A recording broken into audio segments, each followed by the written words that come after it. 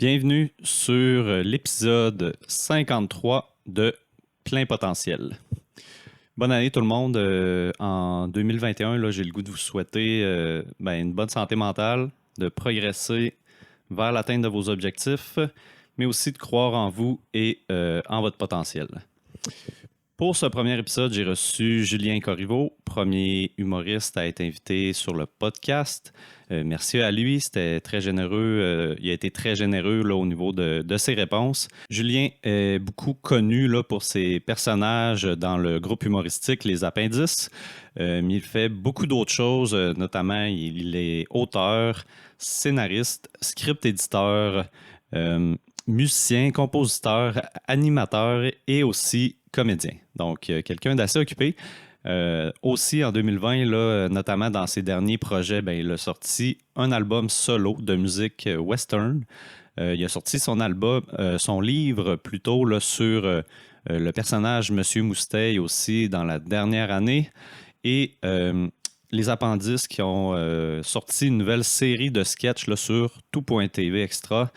Donc, une année quand même intéressante là, pour lui. Durant cet épisode, on a discuté de son parcours, là, tout d'abord vers l'humour et aussi comment l'impro là, a eu une place là-dedans. Du développement de son personnage, Monsieur Mousteil, mais aussi du livre, comment que le livre s'est développé, comment que l'idée lui est venue aussi. On a aussi parlé de comment se développer en tant qu'humoriste quand on n'est pas allé à l'école de l'humour, là, comme c'est le cas pour Julien.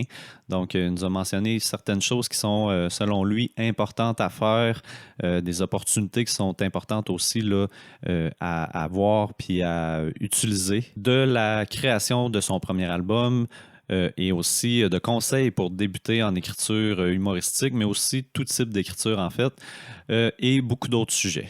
Pour ceux qui ne me connaissent pas, je suis Francis Lapointe, doctorant en psychologie et coach en psychologie du sport. Je m'intéresse beaucoup aux facteurs mentaux qui vont favoriser le développement et la réussite et aussi comment optimiser la performance dans plusieurs domaines.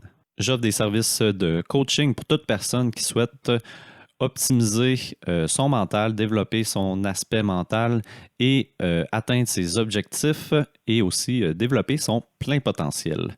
Si vous voulez avoir plus de détails sur les services que j'offre, vous pouvez visiter mon site web francislapointe.ca ou encore visiter mes différents réseaux sociaux.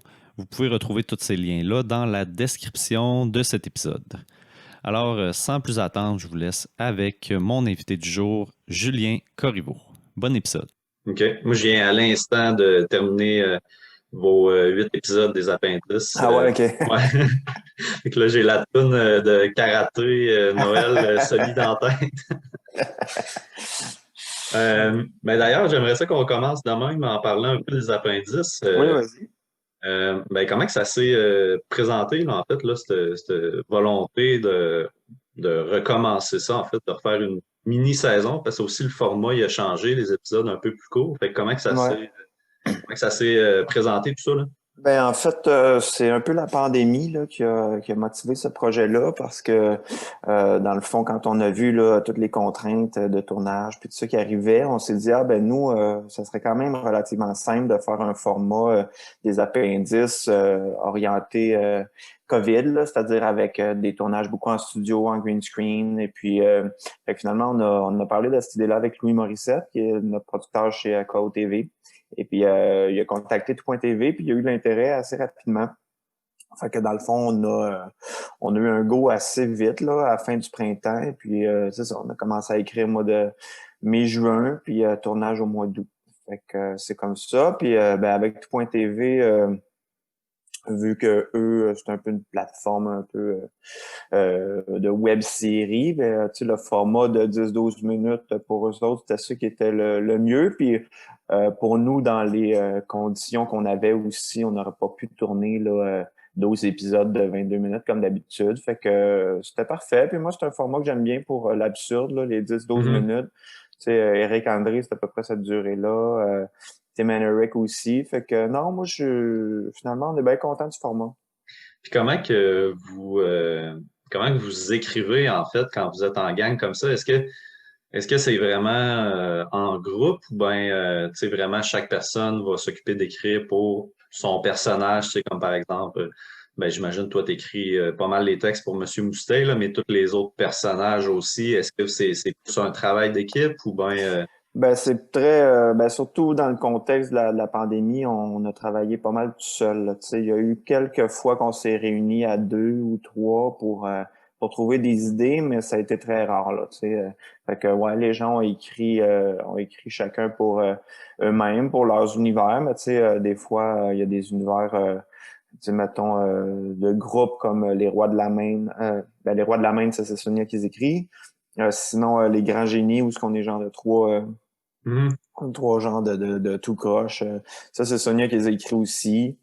Fait que c'est ça. Sinon, règle générale, quand on voit un comédien à l'écran, souvent c'est lui qui a écrit son propre sketch, mais il y a quelques petites exceptions. OK. Puis ça, je voulais te demander parce que toi, tu fais le sketch au niveau ma opinion, là. Ouais. Puis je trouvais ça, ben, c'est le fun d'abord, là, vous avez amené quand même beaucoup la pandémie, un peu des enjeux relativement à ça. J'ai trouvé ça le fun, mais en même temps, tu sais, c'était pas trop lourd parce qu'on entend tellement parler de la pandémie Ouais, c'est ça que. qu'on voulait faire, là, de pas faire trop de sketch là-dessus. Tu sais, en fait, au début, on voulait pas en faire du tout, mais naturellement, quand on a écrit, ben, c'est comme un thème qui est revenu parce que tu sais, ça fait tellement partie de nos vies Mhm. que c'était dur de pas en parler, mais tu sais, on voulait trouver un angle qui était un peu différent. Tu sais, je veux dire, tous les humoristes en ont parlé depuis le mois de mars. Fait que tu sais, c'est sûr qu'on voulait justement pas redire ce que tout le monde a déjà dit. Puis notre but, c'était que de pas trop en parler, là, dans le sens où on savait que déjà le monde était un peu écœuré d'en parler, puis on savait que le bye-bye puis tout ça allait en parler, puis fait Ouais. qu'on voulait justement essayer de s'éloigner un peu. C'est-tu plus difficile, là, comme par exemple au niveau de ma opinion, tu sais que tu vas avoir des opinions qui vont être quand même, ben, tu vas avoir, tu vas avoir des opinions qui vont être quand même, disons, en ce moment c'est très polarisé, là, donc Ouais. tu vas avoir une opinion qui risque d'être critiquée justement par les conspirationnistes peut-être. Est-ce que c'est plus difficile justement de faire valoir des opinions comme ça? Y a-t-il une Ben, crainte d'avoir des vraiment plus de négatifs qu'avant, là? ça c'est certain, là, tu sais, j'y ai pensé en écrivant les textes. En même temps, tu sais, j'ai été relativement chanceux. J'ai pas reçu trop de commentaires. Il y a un sketch qui est sorti comme en solo là, sur Facebook. Mhm. Mais tu vois, nous, c'était pas nécessairement le sketch qu'on voulait sortir. Mais tout point TV, j'ai décidé de sortir celui-là sur le racisme anti-blanc. Puis en tout cas, ça, j'ai commencé, quand je suis allé voir, il y avait déjà des commentaires un peu négatifs qui étaient sortis, fait que j'ai décidé de pas aller les lire puis pas m'obstiner avec les Mhm. gens. Mais tu sais, c'est sûr, ça en même temps, tu sais, c'est ça, c'est de l'humour, là, tu sais, c'est pas... si j'avais à défendre ces idées-là, tu sais, dans un essai philosophique ou théorique, ça serait probablement plus nuancé, mais c'est ça. Il y a une partie émotive aussi là-dedans. Je pense que tu sais, les sujets, c'est sûr que quand ces sujets d'actualité-là arrivent, tu sais, puis qu'on réagit à chaud, c'est sûr que ça crée des réactions des fois. Puis avec le personnage aussi qui est quand même assez intense Ouais. dans ses réactions, puis sans compromis, ben c'est ça. C'est sûr que ça crée. On est dans la controverse, puis d'habitude on faisait pas ça parce que on était plus. La division était plus éloignée de l'écriture. Tu sais, on écrivait au mois de février-mars, puis après ça, on savait que ça serait en ondes juste au mois de genre, octobre. Fait que tu sais, on pouvait pas se permettre d'être collé à l'actualité, là, vu que c'était plus Mhm. serré, on pouvait le faire. Fait que c'est sûr qu'on a pris ce risque-là. Moi, j'assume ce que j'ai dit là-dedans.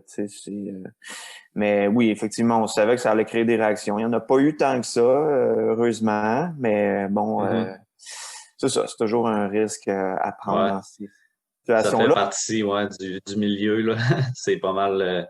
En fait, n'importe qui en ce moment qui est dans le milieu médiatique, je pense qu'il y a ce risque-là qui est présent, là. Ouais, vraiment, tu sais, fait que, je sais pas, nous, on n'est pas vraiment engagés tant que ça, les appendices, tu sais, c'est pas notre style d'humour tant que ça, mais on trouvait ça important avec l'été qu'on a eu de réagir à certaines affaires.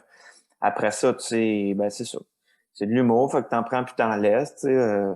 Après ça, il y a des arguments là-dedans que moi, je suis à l'aise de défendre, mais qui sont pas développés d'une manière nécessairement très rigoureuse. Fait que c'est sûr que c'est sensible à toutes les attaques là, de toutes parts. Fait que c'est ça, c'est pas évident à écrire. C'est sûr que le personnage, d'habitude, ben c'est ça, on part plus d'une position de droite, puis on essaie de se renverser tranquillement vers quelque chose qui est plus à gauche ou plus Ouais, au milieu. c'est très drôle, ça, souvent, quand ça décolle, c'est comme, OK, puis là, il y a vraiment un renversement. Là.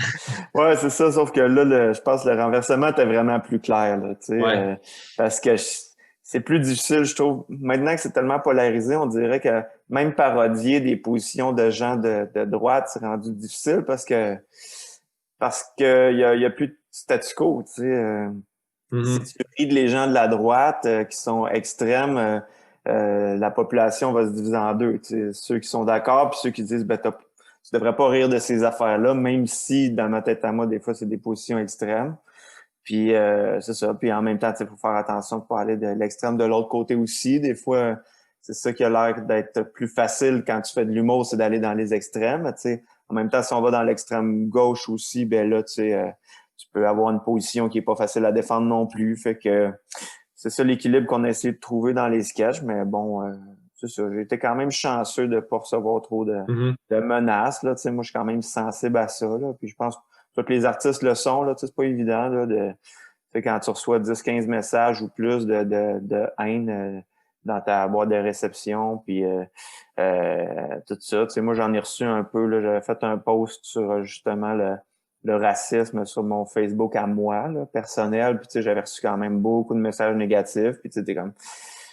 Je comprends les gens qui n'ont pas le goût de se prononcer. Là, c'est pas le fun d'avoir à gérer ça. Tu sais, sauf qu'en même temps, si tout Ouais. le monde se laisse intimider par ça, ben il y a des idées qui sortiront pas. Donc, Mhm. C'est vrai. ça prend un minimum de courage. Moi, j'en ai pas tant que ça, là, tu sais, dans le sens que je suis pas, je suis pas Safia Nolin, là, mais tu sais, dans le sens que quand même, je trouvais ça important de défendre certaines idées. Puis, ben, ça a quand même été une grosse année pour toi. En tout cas, j'ai l'impression, le retour des appendices, Ouais. l'écriture du livre de Monsieur Mousteil. Tu as aussi sorti un album. En tout cas, on va tout parler de ça, mais OK. est-ce que ça a été une année plus ou moins occupée que la normale, mettons, pour toi? Ben, je te dirais quand même pas mal. Tu sais, c'est sûr que les années les plus occupées pour moi, ça a toujours été les années où on tournait la série Les Appendices là, à Télé-Québec. Tu sais, ça, c'était les années là, où on frôlait le burn-out tout le temps là, parce que c'était vraiment beaucoup de temps que ça prenait faire les appendices, beaucoup d'efforts. Là, tu sais, l'écriture était vraiment condensée dans pas beaucoup de temps. Le tournage était exigeant. Puis après ça, il y avait toute la partie de la post-production. La musique, le montage, on est tout impliqué dans ces Mhm. postes-là aussi. Fait que, tu sais, je te dirais, c'était une époque où il y avait beaucoup de nuits blanches, tu sais, on travaillait des 80 heures Ouais. semaine. C'était assez débile. Je pense Euh, que toi, tu fais toute la musique, je pense, si je me trompe pas, au niveau des ouais, appendices. ben, tu sais, je compose pas toutes les chansons, mais on les enregistre chez nous, tu sais. Puis, fait que OK. souvent, ben, tu sais, mettons, il y a quelqu'un qui va m'arriver avec une mélodie de guitare ou une mélodie juste de voix, puis là, ben, moi, je vais composer tous les arrangements autour de ça. J'enregistre les gens qui viennent chanter chez nous. Et puis après ça, ben c'est ça, c'est d'enregistrer tous les instruments. Fait que tu sais, c'est quand même de la job. Tu sais, il y avait beaucoup quand même de recherche aussi dans des banques de sons, parce que tu sais, je composais pas Mhm. tout. Mais il y avait quand même pas mal de composition à l'image aussi. Fait que tu sais, c'est ça, là, tu sais, un univers de sketch comme Rupture de mémoire ou ces affaires-là, ou ce que tu sais, c'était une parodie de téléroman, ben ça, j'ai tout composé, tous les thèmes, tu sais, mais c'est sûr que ça me prenait un certain temps. Fait que c'est sûr que tu sais, ces années-là, c'était les plus tough, mais je te dirais que cette année aussi, ça a été pas mal occupé. Mais tu sais, ce qui est le fun avec, mettons, le livre ou l'album, c'est que ben, tu sais, le livre, j'avais une échéance, mais quand même, c'était pas trop rushant. Puis sinon, avec l'album, c'était vraiment un projet personnel que je faisais quand j'avais le goût. Fait que c'est sûr que tu sais, là, tu te sens moins rushé quand c'est des projets comme ça.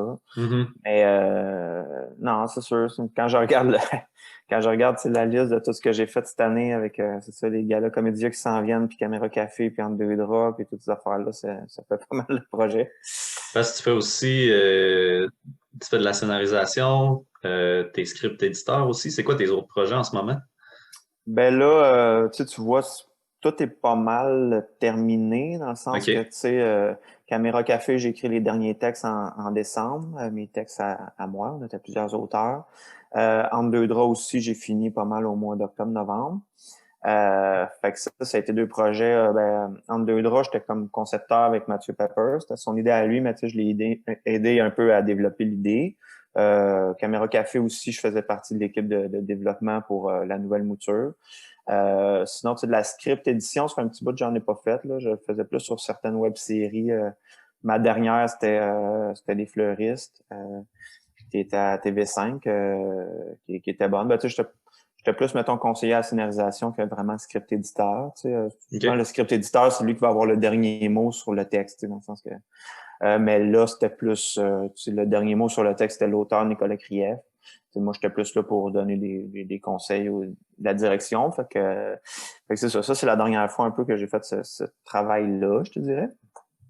Puis sinon, c'est ça. Là, ben de l'écriture de stand-up pour tous les galas, la comédie. Je suis comme auteur sur 3 galas. Fait que ça, c'est ça. C'est dans le fond, c'est l'écriture des numéros, ouverture, fermeture. Il y en a 4 par gala. Puis des fois, d'autres numéros qui vont être des numéros de groupe ou tout ça. Mhm. Fait que c'était ça, je te dirais, pas mal mon travail cet automne. Cet été, ça a été les appendices. Et puis c'est ça. Fait que tu fais beaucoup d'écriture, toi. L'écriture, quand même, prend beaucoup de place, C'est là. pas mal ça, tu sais, je te dirais 90% de ma job depuis 2-3 ans, c'est ça, là. Mhm. Tu sais, sinon, dans des projets de moi à l'écran, tu sais, j'ai eu Sylvain Rénov, qui était une série qui a Ouais. passé à Z-Télé, que là-dessus, j'étais juste comédien, mais j'ai quand même écrit quelques capsules avec Stéphane. Puis sinon, tu sais, il y avait Alt à Vrac qui a duré 3 ans, où ce que là, j'écrivais les textes avec l'animateur Pierre-Yves Roy Desmarais pour la Mhm. dernière année. Puis sinon, j'étais comme chroniqueur. Et puis sinon, il y a eu Dans ton sel aussi, où là, ça c'était une série qu'il y a eu à Vrac aussi, où on recevait des invités puis on fouillait dans leur cellulaire. Puis ça, j'ai été chef de contenu là-dessus. Fait que c'est ça, c'est un peu le même rôle que script éditeur. Je suis comme la personne en dessous du producteur pour les textes. Fait que dans le fond, tout passe par moi. Que ce soit les questions d'entrevue, les segments, les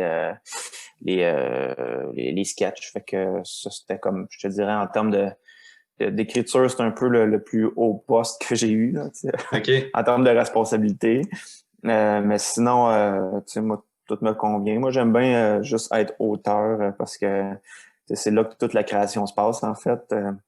C'est plus tu montes dans la hiérarchie des responsabilités, plus le ratio entre création puis gestion change. Là. Fait que c'est quand t'es script éditeur, vraiment script éditeur, là, tu sais, c'est plus de gérer les commentaires des producteurs, tu sais, de gérer tu sais, de faire des commentaires sur la structure des textes, tu sais, où là, t'es moins dans la création, t'es plus dans la théorie de la scénarisation.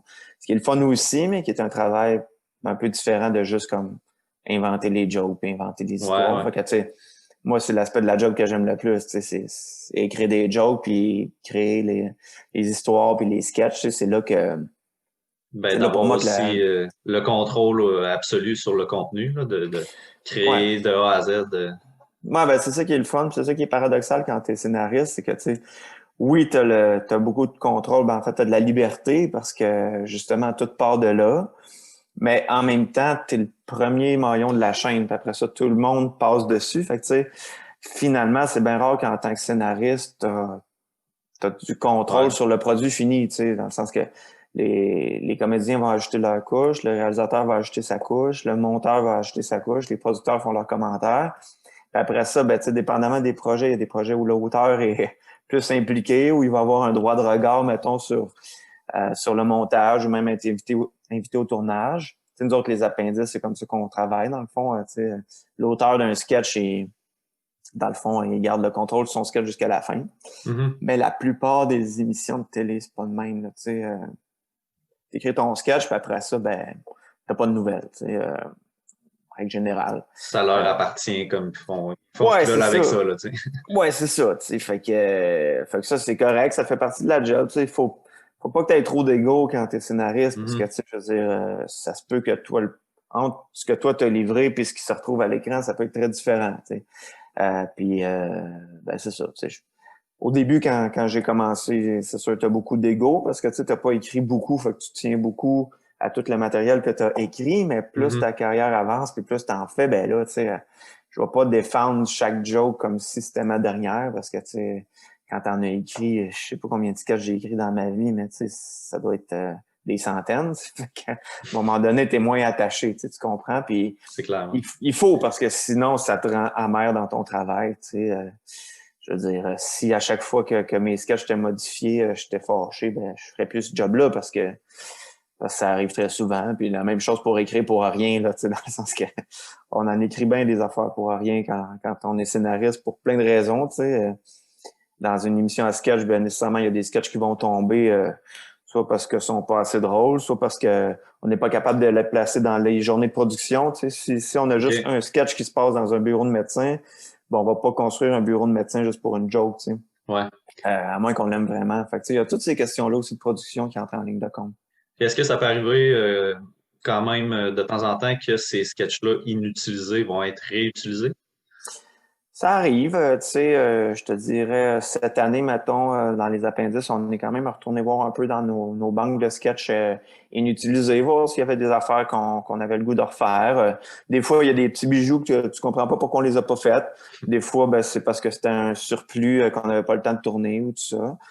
Tu sais, la plupart du temps, c'est un sketch, mettons, moi, en tout cas, je me suis rendu compte que on dirait qu'un sketch qui marche pas, tu le sais assez vite, tu sais, puis souvent, nos sketchs qui ont le plus marché les appendices, ça a été ceux qui ont été souvent le plus facile à écrire. En tout cas, pour moi, là. Tu sais, il y a des sketchs de certaines saisons des appendices que je suis arrivé à 10, 12 versions du même sketch en suivant les commentaires de tout le monde. Puis, c'est pas les meilleurs. Puis, des fois, même, on les tournait puis on les mettait même pas dans l'émission. Tu sais, alors que d'autres sketchs, on dirait que quand l'idée est bonne tout de suite, ben, tu sais, il y a de quoi qui dépasse juste le texte puis les jokes qui sont dedans. Des fois, c'est l'idée, c'est le flash qui est drôle en soi, qui est intéressant.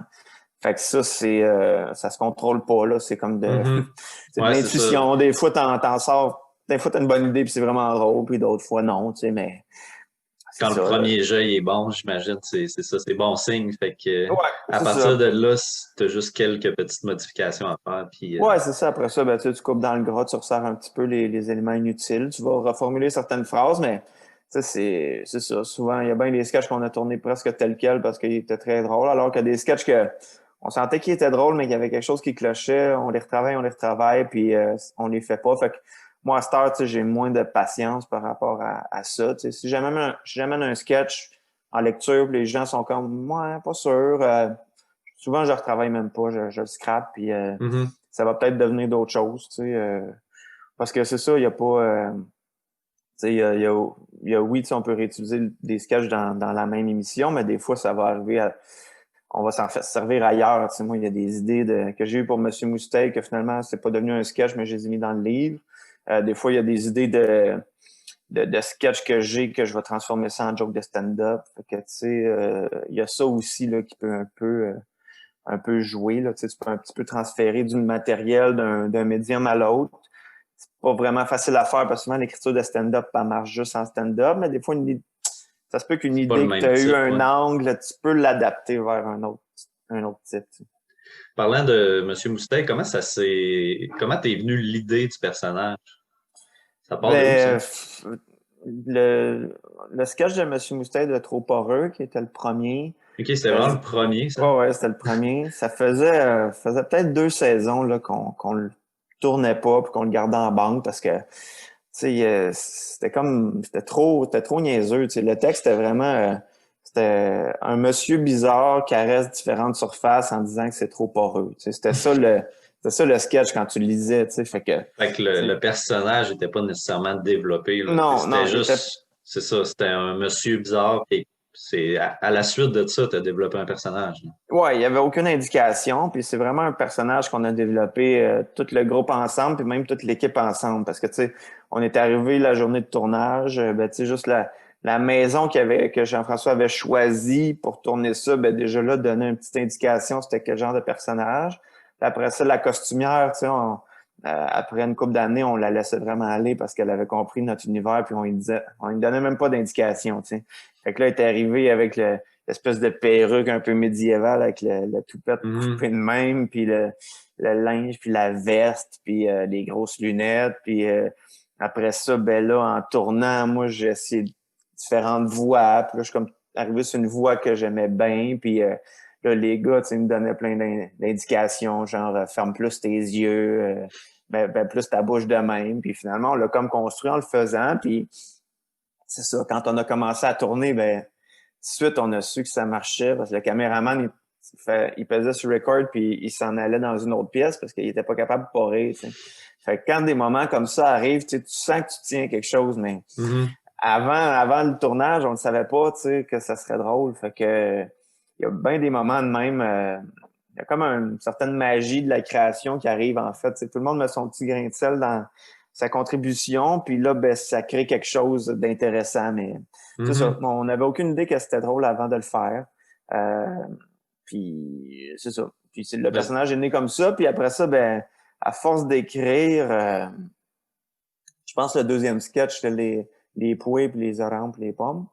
Euh, Fait que ça, ben, je sais pas où l'idée est venue. Je pense que c'est inspiré par comment le personnage parlait. Puis là, ben, tu sais, ça crée un genre de comment dire, tout l'univers du personnage s'est construit à force d'écrire des sketchs. Puis finalement, je me suis rendu compte que le personnage finissait par me ressembler beaucoup, tu sais, par le fait qu'il était comme un peu cheap, puis tu sais, qu'il voulait réutiliser les affaires, tu sais, parce que quand il rince son jambon, puis il dit c'est encore bon, tu sais, c'est vraiment quelque chose que moi je faisais, là, tu sais, quand les viandes froides commençaient à être comme un peu gélatineuse, là, tu sais, j'ai passé au OK. robinet, puis j'ai mangé pareil, tu sais, puis là, ben, tout le monde trouvait ça vraiment dégueulasse. Fait que, tu sais, ça a inspiré un peu ce sketch-là.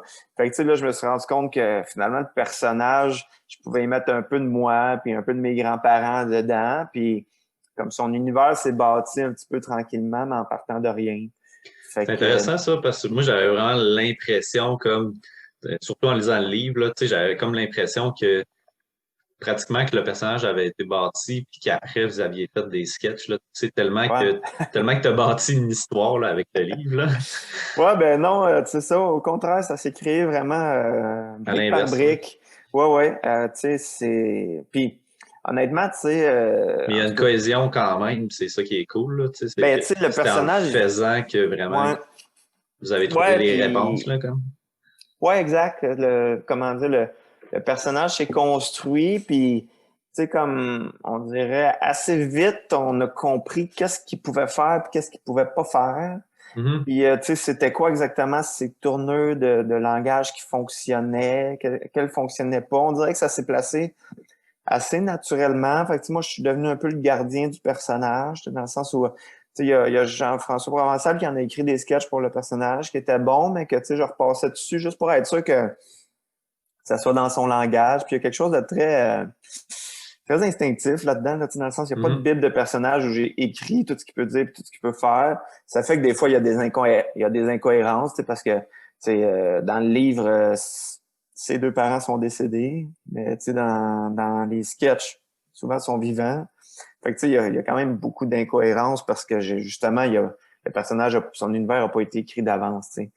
Mais ce qui est C'est quand même intéressant, subtil, je pense. Là, tu vois, ça, je l'avais ouais, pas vu. Moi, je trouvais que c'était tout cohérent. Là.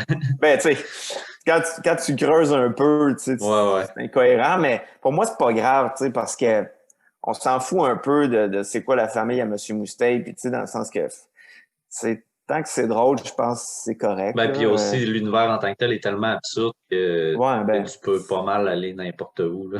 c'est ça, tu sais, puis mais moi, ce que j'ai trouvé intéressant, puis tu sais, je l'applique quand même à d'autres projets sur lesquels je travaille, c'est que, tu sais, je trouve que ça sert à rien de trop définir le personnage d'avance avant de le tester, tu sais. Parce que, tu sais, t'as beau dire, OK, ben mon personnage, ça va être un millionnaire qui est un menteur compulsif. Puis là, t'es comme, ça va être drôle. Puis t'es comme, ouais, mais avant de savoir si c'est drôle, il faut que tu l'essayes, tu sais. Fait que la première étape, c'est de dire, OK, ben on va mettre ce personnage-là en scène, en texte, tu sais. On va écrire, voir ça marche-tu, tu sais. Puis ça marche-tu avec les autres personnages ou ça nous inspire-tu? Puis des fois, tu te rends compte que ça t'inspire pas, tu sais. Fait que là, ben, tu vas changer. Puis après ça, ben, tu sais, souvent, c'est en tournant aussi, puis en le faisant, le personnage, que là, il prend vie en l'incarnant. sais, souvent, puis tu sais, c'est ça, avec Caméra Café, c'est un petit peu ça aussi. Tu sais, c'est plate parce qu'on a écrit toute la première saison d'avance, avant les tournages. Fait que, tu sais, puis on savait pas qui allait jouer qui. Fait que, tu OK. sais, t'écris un peu dans le vide, tu sais, ben pas dans le vide, mais tu sais, t'écris il te manque des informations, tu sais, parce T'as que tu pas sais pas le, comment ouais, les personnages vont les interpréter. c'est ça, t'as pas le visuel. Ouais, puis tu sais, le comédien apporte beaucoup quand même dans le personnage, tu sais. Fait que un peu la même chose pour Entre deux draps aussi, tu sais. Puis là, maintenant que je vois le casting qui marche super bien, ben, tu sais, avoir su, j'aurais écrit les textes différemment, tu sais. Fait que ça, ben, en même temps, c'est un jeu de, tu sais, c'est un genre de balancier, tu sais. Évidemment, tu peux pas faire ton casting puis tout ça avant qu'il y ait une ligne d'écrite. Fait Mhm. que, tu sais, c'est du Ouais, ben, retravail, tu vas un petit peu à tâtons, tu sais. Puis avec ça, Monsieur Moustache, c'est ce qui est arrivé. j'imagine quand c'est possible, l'idéal, c'est vraiment de faire des allers-retours entre l'écriture et le terrain, dans le fond, là. Ouais, complètement, là, tu sais, si tu peux. Fait que, tu sais, c'est ça, nous, avec Caméra Café, quand le casting a été décidé, ils ont organisé une lecture, euh, fait que, où les auteurs étaient invités. Fait que moi, je suis allé. Fait que c'est sûr que là, ça te donne des indications, tu sais, tu vois quel personnage, finalement, toi, t'inspire plus. Malheureusement, il restait pas beaucoup de sketchs à écrire. Il en restait une quinzaine. Fait que moi, j'en ai peut-être écrit 3, 4. Mais c'est ça, tu sais, c'est sûr que c'est ça qui est l'idéal.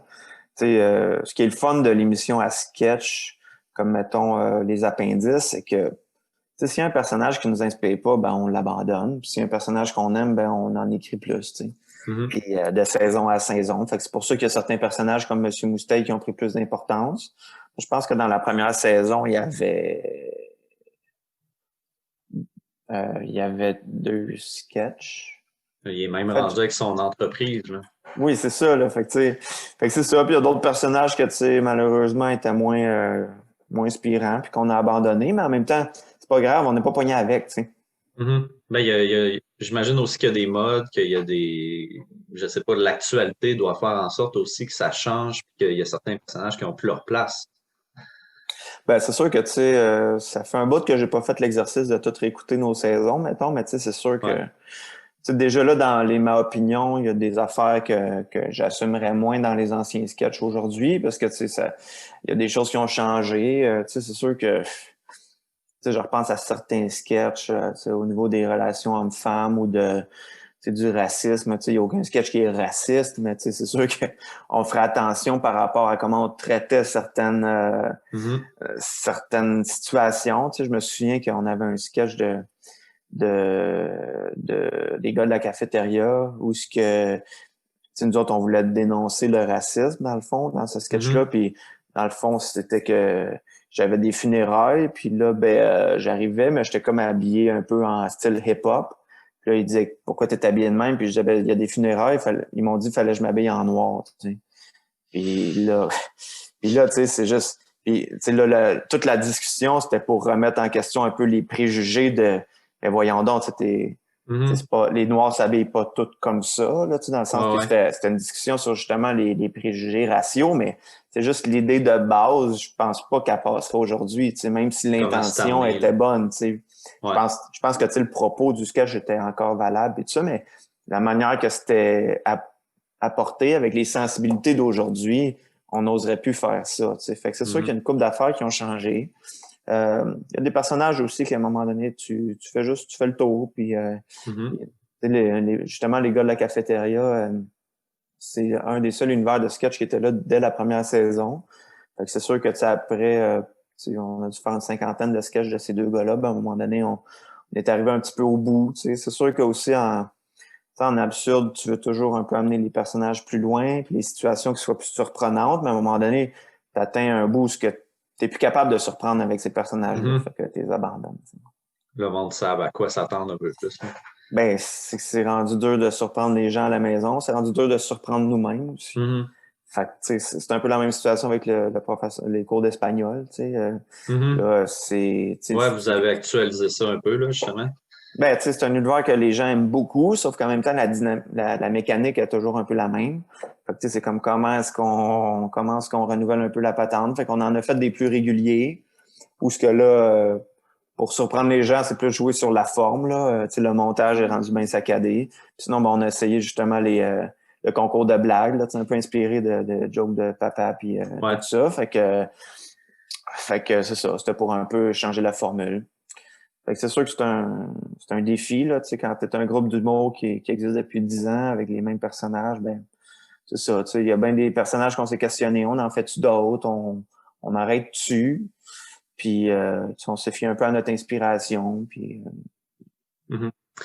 Puis pour revenir au livre maintenant là, de M. Moustay, comment toi, c'était quoi ton état d'esprit en fait là, au début de ce processus-là? Est-ce que parce que tu sais, moi la façon que je perçois ça, tu sais, c'était quand même un risque là, peut-être de transposer des sketchs en livre. En tout cas, moi, j'ai pas vu ça nulle part là, que ça a déjà été fait.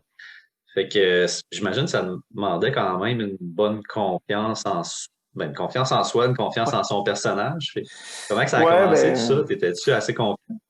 Ben, tu sais, au début, je suis toujours assez confiant, mettons, avec ce qui m'inspire, tu sais, dans le sens que Monsieur Moustay, c'est toujours relativement facile d'écrire les sketchs de Monsieur Moustay par rapport à d'autres univers de sketchs ou d'autres contextes qui sont plus difficiles. Tu sais, mettons, le stand-up, c'est difficile à écrire, tu sais, parce que c'est plus exigeant.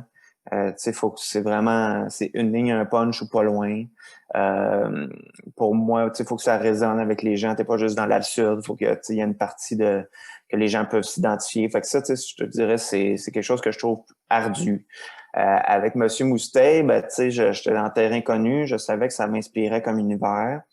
J'avais déjà essayé tranquillement de transposer Monsieur Moustay dans d'autres contextes. Fait que, tu sais, j'ai amené Monsieur Moustay sur scène j'ai fait 2 numéros à date de Monsieur Moustay sur scène qui avait bien marché.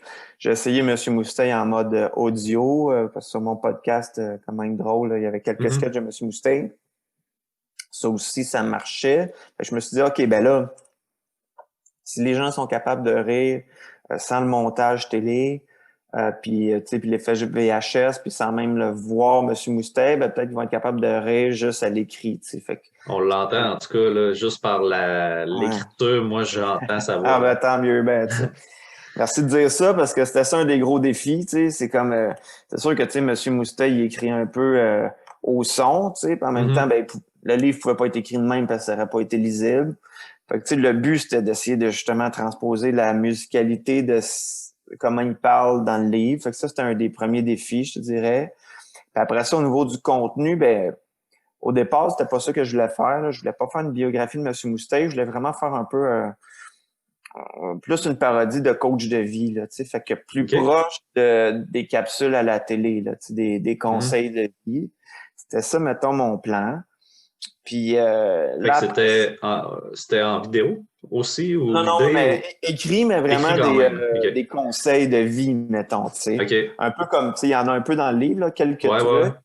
Mais mon idée de base, c'était de faire rien que ça, tu sais. Okay. Puis, sauf qu'en commençant à écrire, je me suis dit, ben, tu sais, je voulais pas faire un livre aussi qui est juste pour les fans de l'émission, parce que, tu sais, je voulais que ça dépasse un peu juste le cadre des appendices. Fait que, tu sais, quand j'ai commencé à écrire le livre, je me suis dit, ben, je vais écrire quelques chapitres sur l'histoire du personnage pour le situer, pour que les gens puissent embarquer, même s'ils connaissent pas le personnage. Puis là, ben, en commençant à écrire ça, je me suis rendu compte que, OK, il se passait de quoi, là? C'était le fun à faire. Puis, tu sais, j'étais parti pour écrire 2 chapitres, mais tu sais, après un chapitre, il était même pas né encore, tu sais.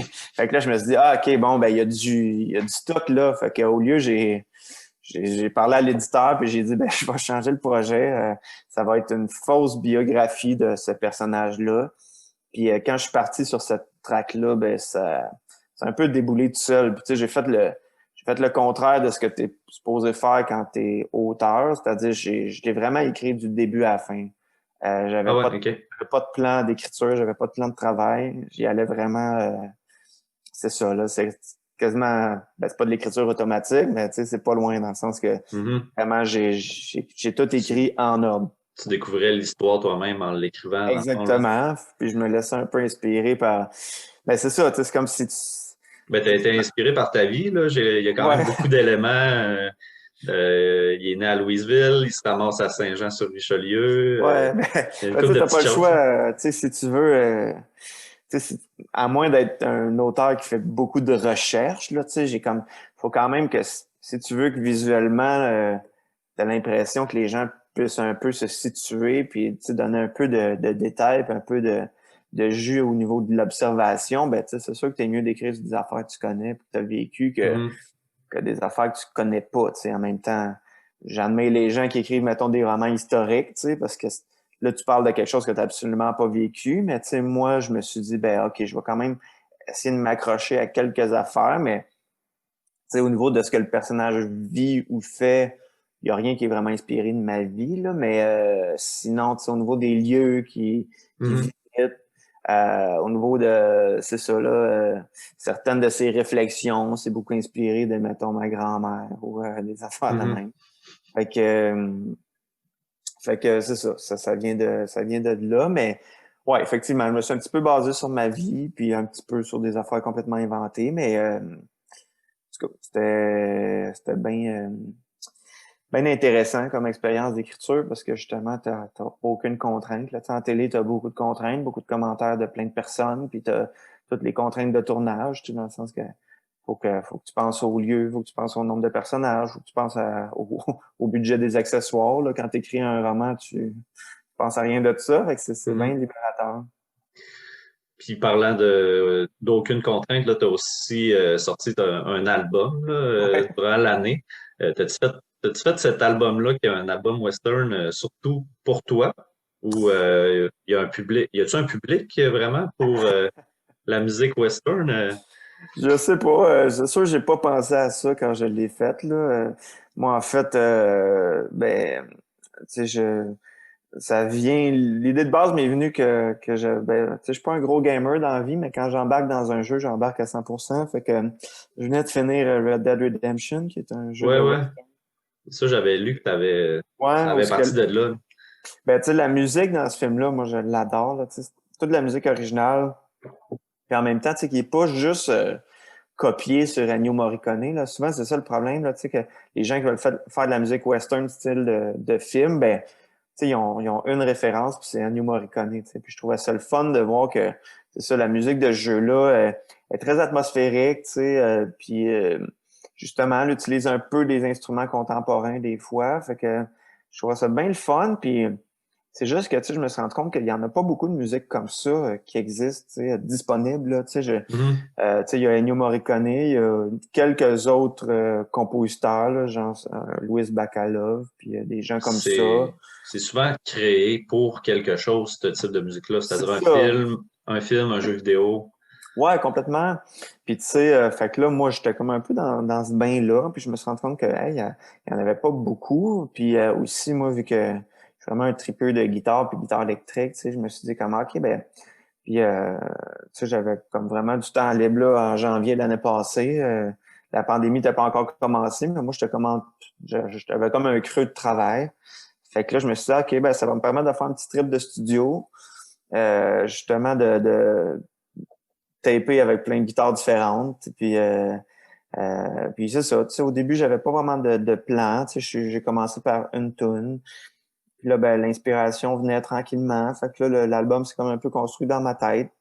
Puis j'avais vraiment pas d'ambition par rapport à ça, mais finalement, c'est ça, j'ai comme c'est venu, je l'ai comme envoyé à quelques amis qui sont dans le milieu de la musique. Puis là, ben, finalement, il y a quelqu'un qui a été intéressé à. Tu sais, j'ai pas de label, dans le sens que moi, je produis l'album, mais il y a du monde qui était comme ah ben tu sais, si tu veux un peu d'aide pour le diffuser, nous autres, on pourrait t'aider pour la OK? diffusion. Fait que, tu sais, le mettre sur les plateformes, puis faire un petit peu de promo.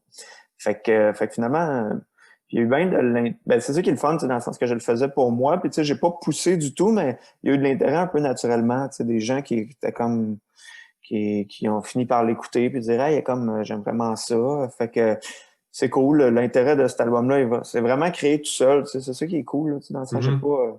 C'est le fun quand t'as pas besoin de pousser. Tu sais, dans le sens que tu sais, en humour, souvent, tu sais, je vais filmer une capsule chez nous, puis là, ben faut que tu mettes du temps sur les réseaux sociaux pour la promouvoir, puis même des fois un peu d'argent pour sponsoriser ton post. Puis là, ben, tu interagis avec les gens pour essayer de mousser un peu l'affaire. Puis la plupart des projets qu'on fait, c'est le même. Là, c'est rare qu'il y a comme de l'intérêt sans effort, mais avec l'album, c'est ce qui est arrivé. Là, les gens ont comme aimé ça un peu sans que j'aille à pousser trop, puis je recevais des appels pour des entrevues, puis des affaires de même, alors que, tu sais, moi, j'ai pas couru après. Fait que ça, c'était bien le fun. Puis j'ai reçu bien des commentaires après ça de gens qui aimaient pas nécessairement la musique western, mais qui aimaient mon album. Il y a bien des gens qui l'écoutent en travaillant ou qui disent que ça les détend parce que. J'ai fait la même chose hier. Ah ouais, hein? Hier, j'écoute souvent de la musique instrumentale, du lo-fi, mettons, quand je travaille, puis quand je fais de la lecture, surtout. Là. Ouais. Puis ça a eu le même effet, je trouve que ça l'a aidé à me concentrer. Puis moi aussi, j'écoute pas vraiment de musique western, mais tu sais, tout le monde connaît un peu c'est quoi par les films et tout ça, mais ouais, c'est ça. Puis, ça mon m'a but, mis dans un bon mindset là, c'est cool. de focus. Là. Ouais. Ben, c'est nice. Moi, tu sais, je veux dire, je trouve que, tu sais, de la musique instrumentale, il y en a pas beaucoup, tu sais, dans le sens, puis c'est pas très valorisé, là, tu sais, les gens, souvent, ils aiment plus les chanteurs, chanteuses, les bands, mais tu sais, moi, je trouve que c'est un style de musique que j'aime beaucoup, puis tu sais, un moment donné, j'ai aussi fait un peu mon deuil en tant que chanteur, là, tu sais, j'ai toujours voulu chanter dans des Ah ouais? bands, là, puis, tu sais, à force de faire une couple de projets que ça marche plus ou moins, ou que j'ai comme un peu fait mon deuil de faire un projet sérieux où j'allais chanter. Ben, peut-être un jour, là, mais tu sais, c'est pas, disons que j'ai pas un grand talent naturel de chanteur, là. Fait que, tu sais, je suis content de le faire dans un cadre humoristique, mais sinon, c'est ça. Fait que, tu sais, je me suis dit, ben, je vais me concentrer plus sur cet aspect-là, l'aspect instrumental. Puis, ça fait du bien, de faire des projets pour soi aussi. Parce que même le livre, si c'était très personnel, quand même, j'avais un contrat avec un éditeur, fait qu'il fallait quand même que je le fasse pareil, t'sais. Puis ils n'ont pas été bien rochants, mais il y avait quand même quelques commentaires. Fait que faut gérer ça. Alors que l'album, ben, personne n'attendait après ça. J'avais signé d'entente avec personne. Puis j'ai pu prendre le temps de le faire justement pour que ça soit. Je veux dire, je suis pas un grand compositeur puis un grand mixeur, là, mais prendre le temps quand même de le peaufiner pour que ça soit, à mon avis, pas mal le mieux que je peux faire. Fait que ça, c'est le fun. Ça fait un projet que tu es fier après, parce que je le réécoute quelques fois. Puis c'est ça, ça va paraître bizarre, mais j'aime ça l'écouter, ce disque-là. Puis, contrairement, mettons, de l'humour, de la musique, c'est que je trouve qu'il y a quelque chose d'un peu de transcendant. C'est moi qui joue les instruments, mais à quelque part, ça me surprend parce que je suis pas. C'est pas moi qui maîtrise quand même toutes les sonorités. Il y a quelque chose de que je contrôle pas, dans le sens que oui, il y a moi, il y a mes doigts, puis il y a la mélodie, mais comment la guitare sonne, puis se comporte, puis comment les instruments interagissent entre eux, il y a quelque chose que je contrôle pas. C'est ça que moi je trouve magique avec la musique, là, dans le sens que c'est que je peux l'écouter puis aimer ça, même si c'est moi qui l'ai fait. Mais en même temps, je suis peut-être le seul, puis c'est peut-être vraiment prétentieux de dire ça, mais ça fait pas ça, mettons, avec l'humour ou quelquefois, là, mettons, il y a quelques affaires que je vais faire puis que je me trouve drôle, mais c'est une fois sur 100, là, dans le sens que je suis pas tant un gros fan de moi-même, puis je suis pas tant un gros fan de ce que j'écris. Dans le sens que le livre de Monsieur Moustache, je l'aime bien, mais si j'avais eu plus de temps pour le faire, ben, il y aurait bien des affaires que j'aurais changé, puis j'aurais mis plus de temps, puis j'aurais comme... Il y a des jokes que j'aime plus. Fait que, mais ça, c'est normal, là, en même temps, je pense ouais, que... j'imagine, comme artiste, c'est parce que si tu es satisfait de ce que tu fais tout le temps, ben, comment tu veux t'améliorer? Puis il y a bien des gens, mettons, en stand-up, il y a bien des gens qui font des open mic, mettons. Là, je sais pas si tu sais quoi, mais pour les gens qui savent pas c'est quoi, mettons, c'est des numéros de 5 minutes que tu vas aller faire, souvent qui sont pas payés. C'est vraiment la porte d'entrée vers le milieu du stand-up. C'est que c'est ça, c'est des soirées où n'importe qui, là, c'était pas obligé d'être humoriste, tu peux être un humoriste amateur ou juste quelqu'un qui veut essayer ça, ben, tu fais un open mic, puis ben, c'est ça, c'est ton entrée dans le monde du stand-up. Si les gens t'aiment, ben, ils vont peut-être t'engager pour une soirée, puis ça.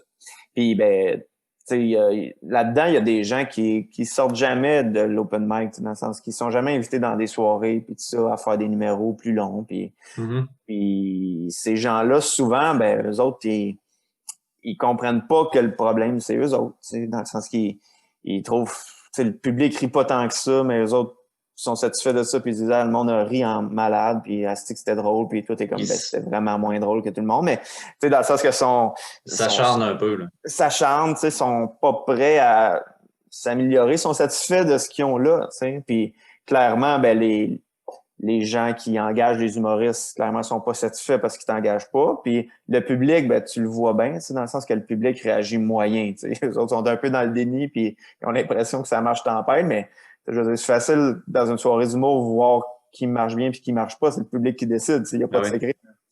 Fait que, mais il y a des gens qui sont comme, ben, soit ils sont dans le déni puis sont comme, c'était vraiment drôle puis toi, t'as beau leur dire que ben, c'était moyen, t'écoutes pas. Ou il y a des gens qui sont comme, ben, le public me comprend pas, ils comprennent pas mon humour, fait que je vais continuer à faire ça, tu sais. Puis oui, effectivement, il faut pas que tu te fies juste à la réaction du public, mais tu sais, à un moment donné, si personne aime ce que tu fais... C'est important d'être critique, dans le fond. Ben, c'est ça, tu sais, dans le sens que...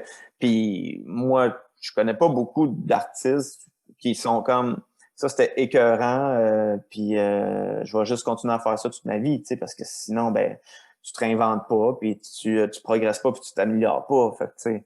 Moi, je me méfie des gens qui aiment trop ce qu'ils font. Parce que je me dis, ben, à un moment donné, tu vas pogner un mur parce que tu vas plafonner. Ouais, tu vas t'asseoir un peu sur ce que tu as déjà fait puis considérer que tu as déjà atteint ton summum, par exemple. Oui, c'est ça. Puis, tu sais, je veux dire, la plupart des artistes, mettons, si on prend la musique comme exemple, ben, tu sais, ils se réinventent. Puis oui, c'est correct qu'il y ait des bands comme AC/DC, tu sais, qui font la même affaire tout le temps. C'est correct que ça existe, tu sais, mais tu regardes, mettons, je sais pas, David Bowie, tu sais, n'importe qui, ça peut être même Neil Young, tu sais. C'est ça, AC/DC, ça marche encore, tu sais, oui, c'est ça, c'est pas, tu sais, c'est pas tant qu'ils s'acharnent à rester pareil malgré malgré qu'ils sont rendus dans, que ça va pas bien. Là, je pense que leur album, d'ailleurs, leur dernier qu'ils ont sorti, vraiment eu une bonne réception, là. Il me semble que j'avais vu ça, là. Tu sais, ça, c'est correct aussi, mais tu sais, je pense pas que c'est des gens qui, quand même, tu sais, ils essayent des choses, sauf que, tu sais, il faut qu'ils plaisent à leur public, mais tu sais, c'est sûr, quand tu as un public, ben, tant mieux, mais tu sais, reste aussi que dans le monde de la musique, il y a quand même quelque chose de très conservateur dans le sens que, tu sais, les gens aiment entendre les mêmes tunes tout le temps, tu sais. Je veux dire, les Rolling Stones jouent les mêmes tunes en show depuis 40, 50 ans, 60 ans même, maintenant. Fait que, tu sais, ça, c'est quelque chose qui arrive en musique, qui arrive un peu moins dans d'autres domaines, comme mettons, tu sais, en humour. Tu peux pas toujours faire le même numéro, tu sais. Ouais. Des gens qui font juste faire des numéros qui sont un peu pareils que leurs anciens numéros en se disant que ça va marcher, ben, des fois ça marche, puis tant mieux pour eux autres, mais en même temps, moi, je suis comme, ben, on est là pour essayer de s'améliorer, puis avancer, puis être à l'écoute du domaine dans lequel on travaille, dans le sens que l'humour change beaucoup, c'est un des domaines qui change beaucoup. Fait que, je veux dire, tu peux pas garder juste les mêmes personnages puis les mêmes jokes, là, sinon, ben, tu deviens mon oncle, là, tu sais. Ouais. Toi, t'es pas allé à l'école de l'humour? Non. Non? N'y étant pas allé, qu'est-ce que tu dirais qui peut permettre de se développer en tant qu'humoriste? Je sais que c'est pas ta fonction principale être humoriste, là, mais qu'est-ce qui peut permettre de compenser ça, si on veut dire, ou de se développer pareil là, si on passe pas par l'école? Ben, tu sais, c'est sûr que ce qui est cool présentement versus au début de l'école, c'est que maintenant, il y a beaucoup de soirées d'humour, tu sais, ce qui n'était pas le cas avant. Beaucoup d'opportunités, ouais. Ben, c'est ça. C'est parce que tu peux suivre le chemin, mettons, des open mic puis tout ça maintenant, en disant, ben, c'est ça, je vais commencer à faire ben là, je parle de maintenant, pas pendant la pandémie, mais mettons avant la pandémie. Il y a plein de soirées d'open mic. Il y en a à Montréal, il y en a aussi en région. Puis tu peux suivre, tu sais, ce qui est cool du monde du stand-up, c'est que c'est assez bien, je sais pas comment dire, codifié ou organisé, dans le sens qu'il y a vraiment des étapes de progression très claires. Tu commences par tes open mic, après ça, tu vas faire des soirées où tu fais des numbers de 10 minutes, 10-12 minutes. Là, après ça, ben, si ça va bien, ben là, il y a les soirées en région, où ce que là, ça devient plus payant que je joue à Montréal. C'est bien seté pour qu'il y ait une progression qui se fait naturellement. C'est ça. Puis après ça, ben, tu sais, quand tu commences à faire tes numéros, là, si tu as des bons numéros, ben là, tu vas faire des galas dans les festivals, puis ou faire des apparitions à la télé. Puis là, ben, là, ça se peut que tu commences à faire des premières parties, ou ce que là, au lieu de faire des 15 minutes, tu vas faire des 20 minutes, 30 minutes. Puis là, ben, après ça, si ça va bien, ben là, tu peux commencer à faire des shows genre au ZooFest, des affaires de même, Ou tu vas faire des 30-30, ou ce que tu sais, c'est des shows séparés en deux avec 2 humoristes. Puis là, ben, quand tu commences à avoir assez de stock, ben là, tu peux faire 1 heure de matériel, justement, on appelle du rodage, là, tu sais. Puis jusqu'à temps qu'éventuellement, ben, tu sais, quelqu'un te remarque, soit un producteur, ou que toi, t'approches un producteur, il est comme, OK, ben, on va faire un vrai show. Puis là, ben, tu pars de ton 1 heure de matériel, tu essaies d'amener ça à genre 1h20, 1h30, ou même 1h15, puis en faisant du rodage. Puis, fait que, tu sais, tout ça, ces étapes-là, tu n'as pas besoin d'aller à l'école de l'humour pour les faire. Moi, je trouve que, tu sais, l'école, en général, tu sais, que ce soit à l'école de l'humour ou l'école dans n'importe quoi, c'est juste que, ben, tu sais, au lieu de passer ton temps à travailler ou faire d'autres choses, ben, tu fais ta discipline à temps plein pendant X temps, pendant 2 ans ou pendant 3 ans ou même 5 ans, dépendamment si tu fais une maîtrise dans quelque chose.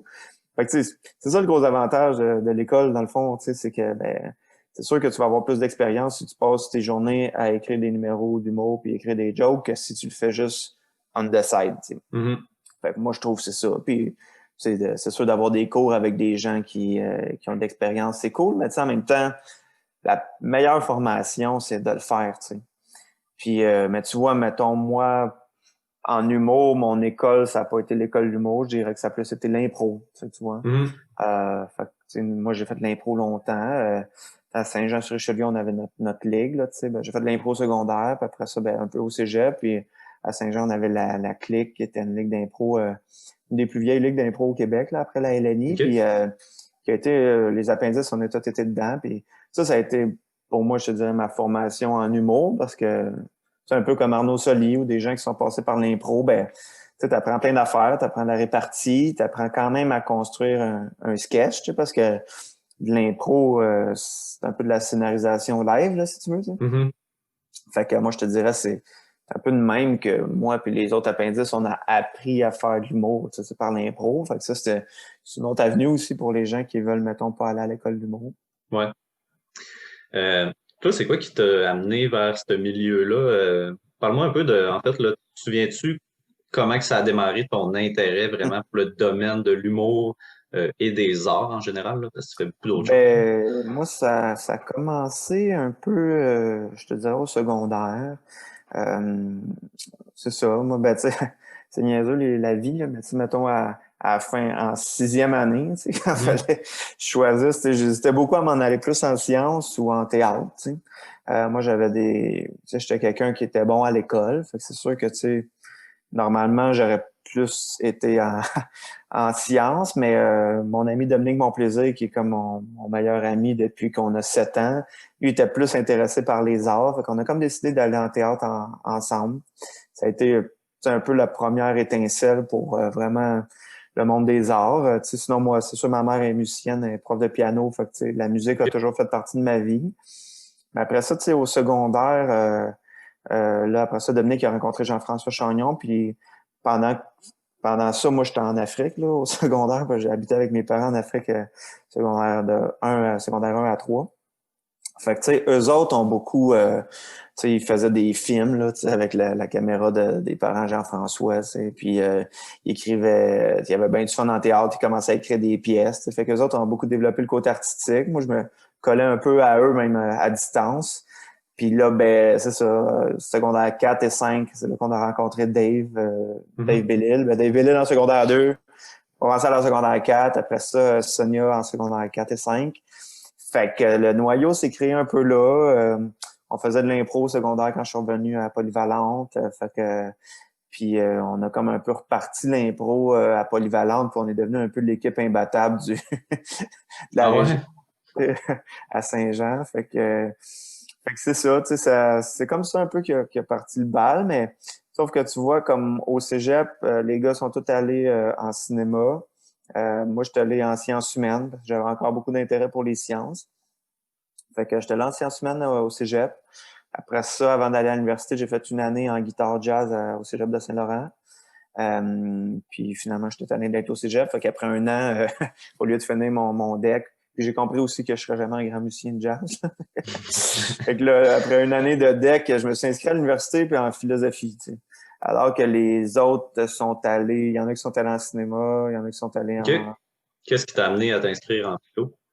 Ben, moi, tu sais, j'ai bien aimé ça, les sciences humaines, tu sais, puis j'avais un petit peu de difficulté à me décider entre quelle discipline j'aimais le plus. Puis j'avais bien aimé mes cours de philo au cégep. Je trouvais que c'était justement, j'aimais le côté vraiment abstrait, vraiment rationnel.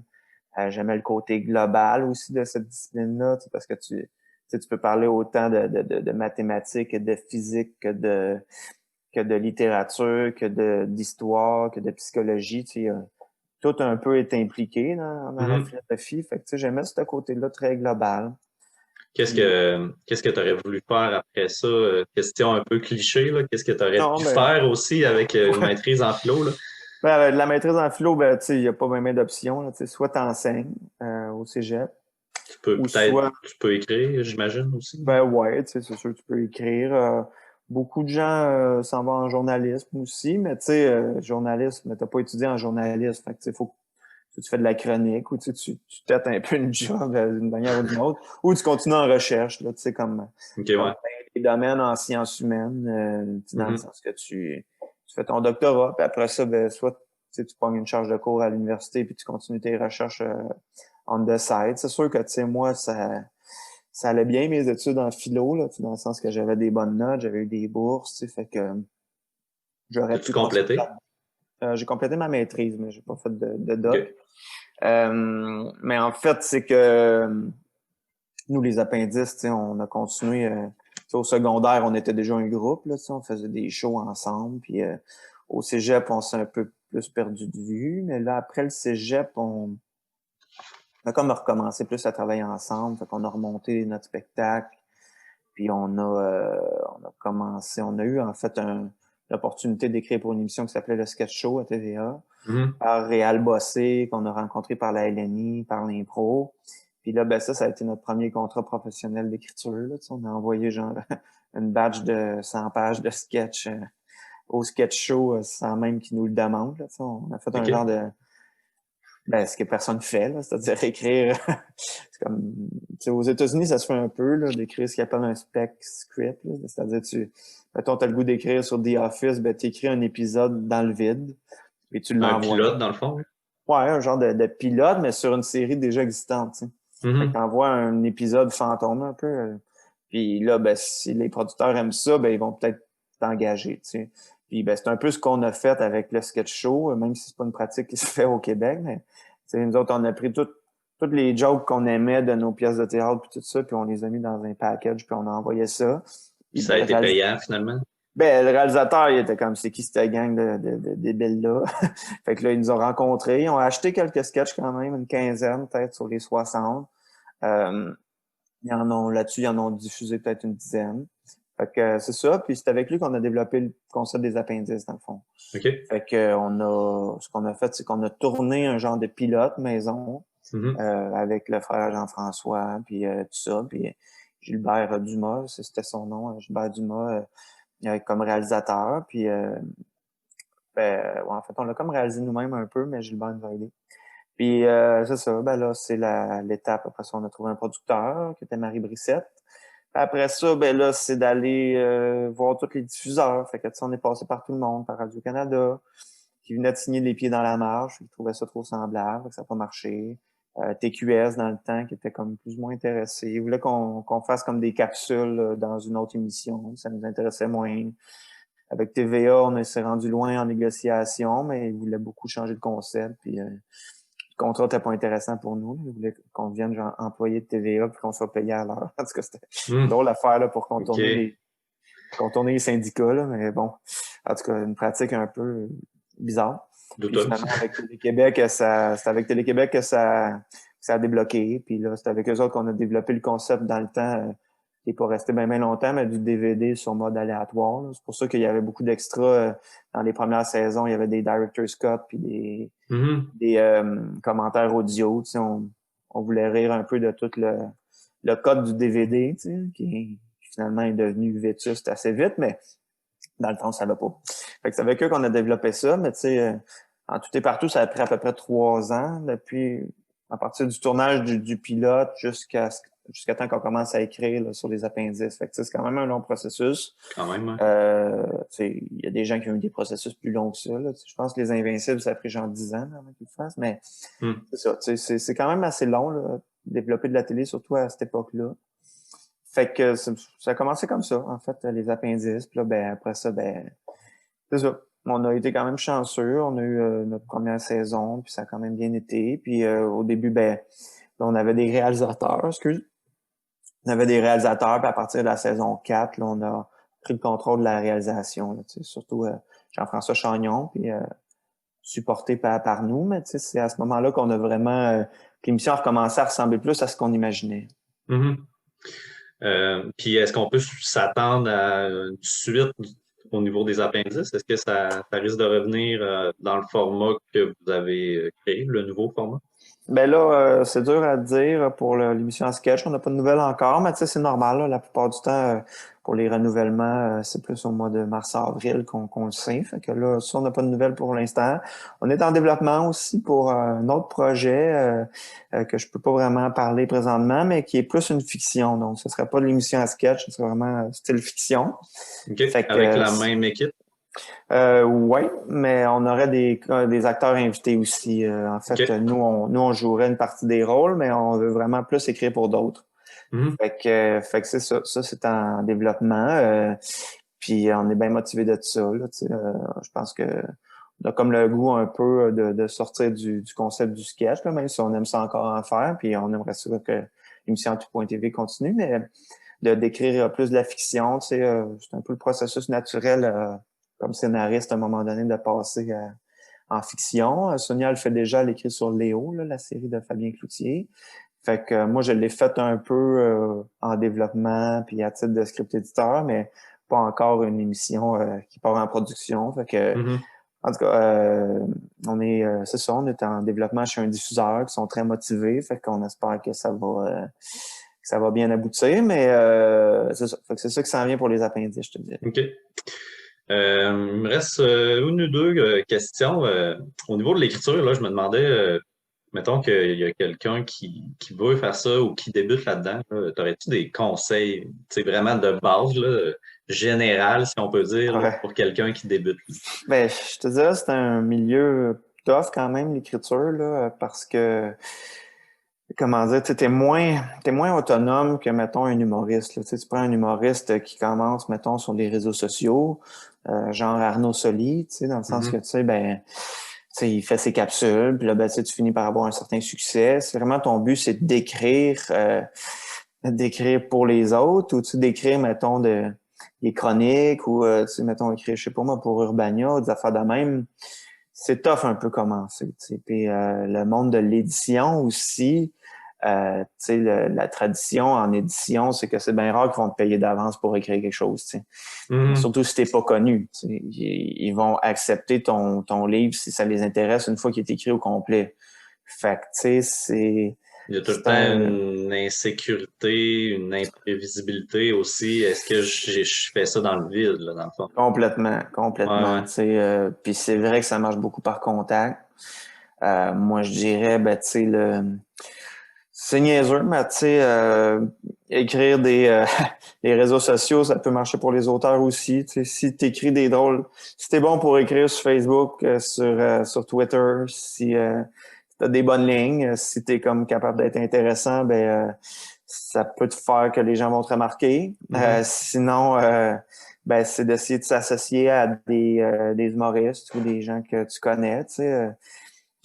C'est sûr qu'il y a bien des humoristes qui écrivent leur matériel eux-mêmes puis ils veulent pas d'aide, mais des fois, ça va arriver qu'ils ont besoin d'aide pour plusieurs raisons. Des fois, ça peut être aussi quand les humoristes commencent à marcher, ben, tu sais, ou qui font des affaires qui sont pas habitués, ben, ils peuvent avoir besoin d'aide. C'est comme, mettons, Arnaud Soli, ben, tu sais, je l'aide, j'ai écrit avec lui quand il a animé le gala des Gémeaux, le gala hors d'onde.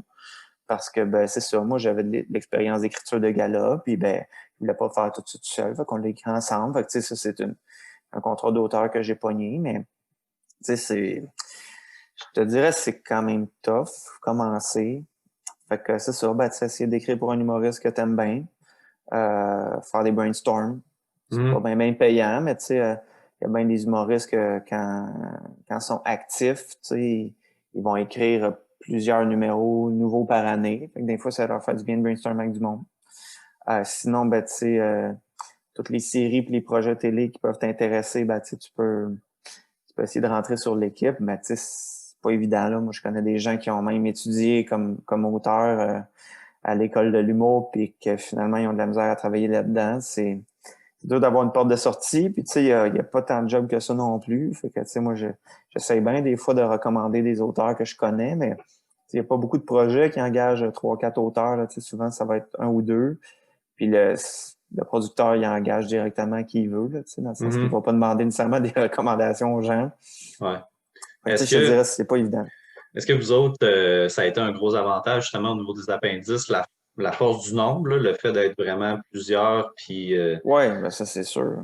est-ce que ça a seulement aussi des avantages? Est-ce que ça l'a amené certains inconvénients? Moi, je vois pas d'inconvénient à ça. Là, tu sais, ce qui est le fun avec un groupe, c'est que ça a comme une identité définie. Puis il y a comme un effet d'inertie qui se crée, tu sais, dans le sens que oui, des fois, c'est tough que les projets partent, mais en même temps, tu sais, il y a un effet d'entraînement. Tu sais, s'il y a une personne qui est vraiment motivée, ben, tu sais, ça peut convaincre les autres d'aller. Puis une fois que ça roule, tu sais, dans le sens que quand le projet est en branle, ben là, puis tout le monde met l'épaule à la roue, ben ça pogne vite. Ouais, Ça... puis s'il y en a un qui est démotivé ou découragé, ben les autres sont là pour rattraper aussi. Exactement. Puis tu sais, comme patché, on n'est pas tout inspiré, tout égal en même temps. Fait que ça fait que ça. C'est ça qui est tough quand tu es auteur, là, dans le sens que faut vraiment produire. Moi, c'est pour ça que j'ai choisi un peu cette branche-là de mon travail, c'est parce que je suis capable de livrer. J'ai pas le syndrome de la page blanche, j'ai de l'inspiration pas mal tout le temps. Je suis capable de m'adapter à différents styles d'écriture. Fait que, ça prend ça, mais c'est pas tout le monde qui est de même. Puis même moi, j'ai mes passes plus creuses des fois. Fait que avec un groupe, c'est que ça fait ça. Puis l'affaire avec un groupe, c'est que ça suscite l'intérêt, un nouveau groupe.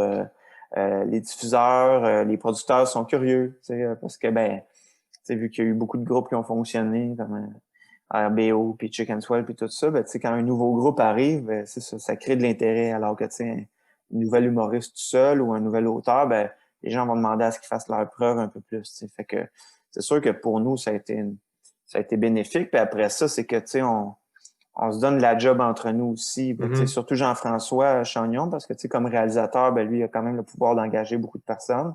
Fait que il m'a souvent engagé pour faire de la musique sur des pubs ou écrire des sketchs sur des affaires. C'est ça, j'ai l'impression qu'autant le groupe peut nourrir les individus que les individus peuvent nourrir le groupe, c'est-à-dire que vous avez chacun aussi vos carrières personnelles qui peuvent amener les gens à découvrir les appendices et les appendices qui peuvent amener les gens à vous suivre au niveau personnel.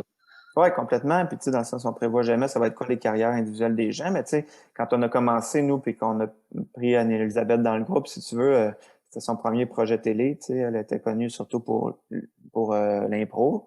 Puis, finalement, là, elle a une carrière solo, mettons, disons, qui a plus de visibilité que les autres membres. Fait que ça fait que finalement, ça s'est un peu inversé. Autant comme nous, on lui donnait un peu une opportunité au départ, là, c'est plus elle que sa notoriété à l'aide le groupe à aller chercher du nouveau public. Fait que c'est ça, mais ça, on peut jamais le prévoir. Mais effectivement, à cette heure, c'est sûr qu'on est chanceux que Anne-Élisabeth fasse partie de notre groupe parce que c'est sûrement bien d'autres humoristes qui aimeraient ça l'avoir. Autant, puis pas juste pour sa notoriété, mais son talent. Là, elle est tellement bonne. C'est un atout vraiment inestimable de l'avoir dans le groupe. Fait que c'est ça, effectivement. Puis en même temps, il y a d'autres personnes dans le groupe qui avaient peut-être moins le goût d'avoir des carrières devant les caméras. Puis ça, c'est bien correct aussi. Il y a des gens, comme Jean-François Chagnon, on le voit pas tant que ça à l'écran, mais lui, sa carrière de réalisateur va très, très bien. Là, c'est probablement un de ceux entre nous qui travaillent le plus.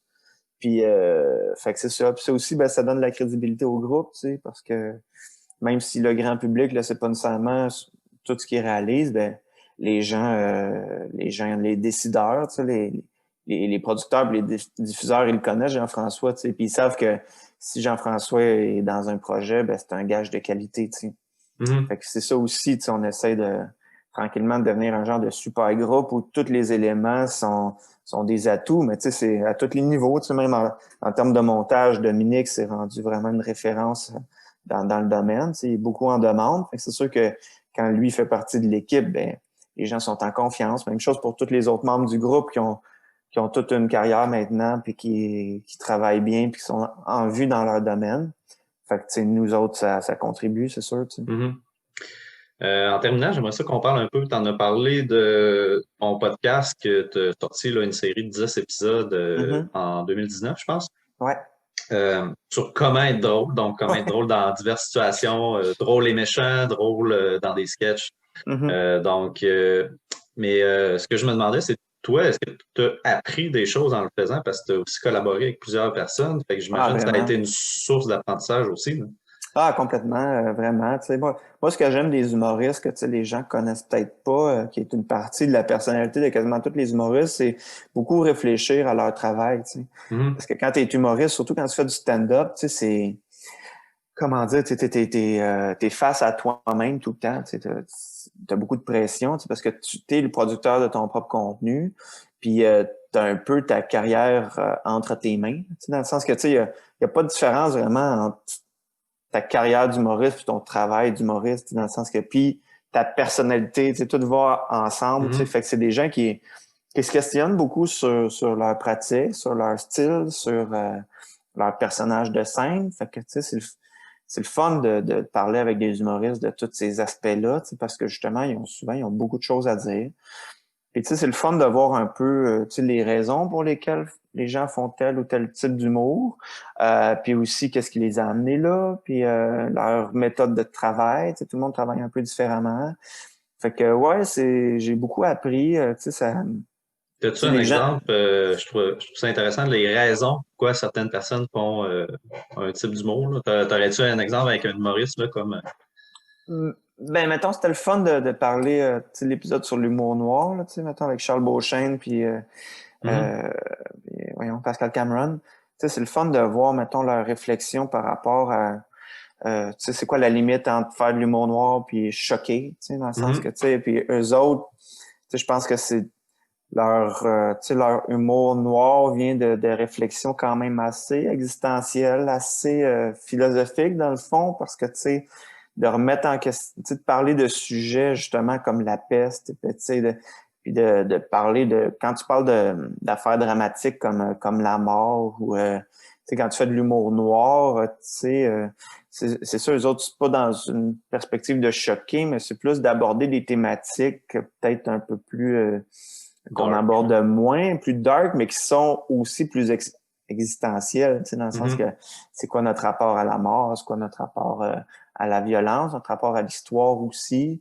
Tu sais, il y a un côté un peu cynique aussi par rapport à la société, tu sais, dans le sens que Mhm. tu sais, un petit côté pessimiste ou déprimant, tu sais, qui peut venir d'une certaine comment dire, une vision quand même avec beaucoup d'acuité de la société, tu sais, dans le sens que je pense qu'il y a beaucoup de gens qui sont clairvoyants puis qui entrevoient pas l'avenir avec beaucoup d'enthousiasme. Fait que, tu sais, tu te rends compte que finalement, tu sais, en dessous de ces blagues-là qui peuvent paraître juste choquantes, il y a quand même toute une volonté de justement de remettre les choses en question, d'un petit peu questionner notre propre rapport à la réalité, puis aussi toujours avec quand même une volonté de justement pas choquer, tu sais, de faire réfléchir, mais sans Mhm. choquer, de pas être méchant gratuitement avec les gens, tu sais. Fait que tu as l'impression que des fois que justement c'est un humour qui sert à rabaisser les gens, mais tu sais, au contraire, les deux, c'était le fun qui parle de leur processus, de comment ils en sont venus à passer d'un humour qui était plus choquant des fois,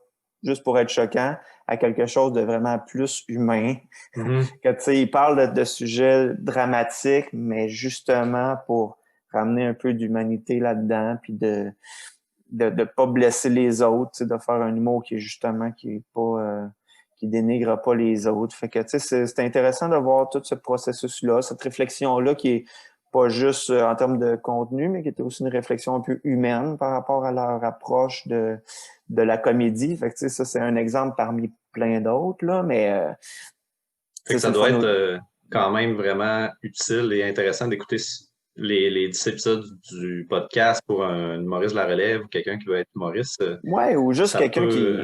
Ben, Ouais. je pense que, tu sais, je pense que ça peut être vraiment intéressant de voir c'est quoi le parcours d'humoriste connu, mais aussi juste pour les gens qui, tu sais, qui aiment l'humour ou qui consomment de l'humour, tu sais, de voir qu'est-ce qu'il y a derrière ça, tu sais, c'est quoi la démarche des gens. Puis, tu sais, je te dirais, même moi, ben, même moi, je suis pas un génie de l'humour, mais dans le sens que moi aussi, je Même me un suis humoriste questionné. qui est placé, mettons, là. Ouais, puis tu sais, je me suis questionné un peu sur pourquoi on fait ça, tu sais, parce que souvent, un début de l'humoriste, c'est d'être drôle, tu sais, mais être drôle, c'est ta finalité, tu sais, c'est comme de dire, tu sais, si t'écris un drame, ton but, c'est vraiment juste de faire brailler le monde, tu sais. Je pense que personne qui écrit un drame se dit, oui, mon but, moi, c'est simplement de toucher, tu sais. Je pense que Mhm. il y en a des gens qui font ça, il y a des émissions qui sont conçues pour te faire pleurer, mais quand même, je pense que les gens qui écrivent des choses plus dramatiques, ils ont quand même un but. En tout cas, j'espère une certaine Mhm. vision du monde à passer.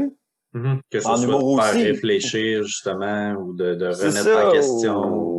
ou c'est ça, tu sais, ou de raconter une histoire qui, on l'espère, les gens vont se retrouver dedans ou faire réfléchir. Ben, tu sais, c'est un peu la même affaire en humour, tu sais.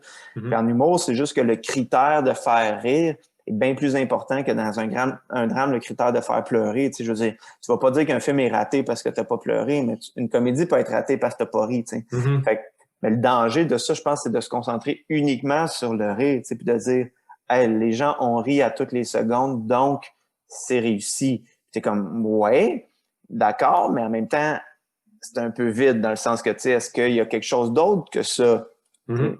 Puis, puis c'est ça la question en tant qu'humoriste, puis que tu peux perdre un petit peu. Tu sais, moi, je veux dire, quand tu écris pour plein de projets différents, puis plein d'affaires, tu sais, c'est comme, OK, ben, c'est pourquoi je fais ça, tu sais, dans le sens, puis est-ce qu'en écrivant pour les autres, puis en étant un peu à leur service, est-ce que quand même je passe un message ou est-ce que je fais juste comme amplifier la voix de quelqu'un d'autre? Fait que, tu sais, moi, c'est des réflexions que j'ai eues aussi, puis j'ai pas nécessairement la réponse, tu sais, dans le sens que, tu sais, dans le livre de Monsieur Moustache, j'ai quand même essayé de passer une couple d'idées que moi j'ai. J'ai essayé de passer des affaires un peu plus sentimentales pour que, justement, au-delà des jokes, il y ait un côté humain qui ressorte. Je sais Mhm. pas si j'ai réussi, mais c'est un de mes soucis dans ce projet-là. Puis je me suis dit à l'avenir que j'essaierais de faire des choses qui, justement, ont quand même un propos en dessous que juste faire des jokes pour faire des jokes. Tu sais. Ouais. Ben, moi, c'était justement une question que j'avais avant de commencer le livre. Tu sais, est-ce que ça va juste être absurde, là, justement, mais je trouvais qu'il y avait un bel équilibre. Tu sais, j'avais le goût, là, rendu à un certain point, là, de savoir ça va être quoi la suite. Puis, tu sais, j'étais vraiment intégré dans l'histoire. Ah ben Puis, tant mieux, c'était ça le but un c'est peu. drôle aussi, les bouts un peu plus, justement, sentimentales, là, souvent, ben, il va s'en aller carrément à l'autre côté, puis finalement, il va être comme, je sais pas, il va avoir un, j'ai pas d'exemple, là, mais t'as l'impression qu'il va aimer son voisin, mais finalement, pas pantoute. Ouais, ben c'est ça, c'était vraiment comme, tu sais, aborder la solitude, puis c'est ça pour un peu surprendre aussi, puis voir, ben, tu Mhm, sais, est-ce que quelqu'un peut avoir une vie qui a de l'allure, même si son but, c'est d'être tout seul, tu sais, mhm, son seul but à Monsieur Moustache, c'est d'avoir la paix. Puis ouais, ouais. finalement, ben, tu sais, sauf que il ressort grandi de ça, finalement, de toutes ses aventures, même s'il voulait être tout seul, il a pas réussi tout le temps, mais tu sais, finalement, ça l'a fait progresser. Fait que c'est un petit peu ça le propos, tu sais, dans le sens que, tu sais, Mhm, malgré tout, on est dans une société très individualiste, mais même si on pousse ça à l'extrême, ben, tu sais, les autres ont quand même un rôle à jouer. Puis, tu sais, c'est un petit peu ça le propos du livre. Tu sais. mhm. En tout cas, moi, j'ai bien aimé. Je l'ai fini Ah, t'es récemment, bien là, smart. justement. Fait que, ben, ça fait le tour pour mes questions. Super. C'était super cool. Ah, ben, merci à toi. T'avais vraiment des bonnes questions. Ah, C'était le merci. fun à faire. Super, merci beaucoup. Puis, je vais juste arrêter l'enregistrement.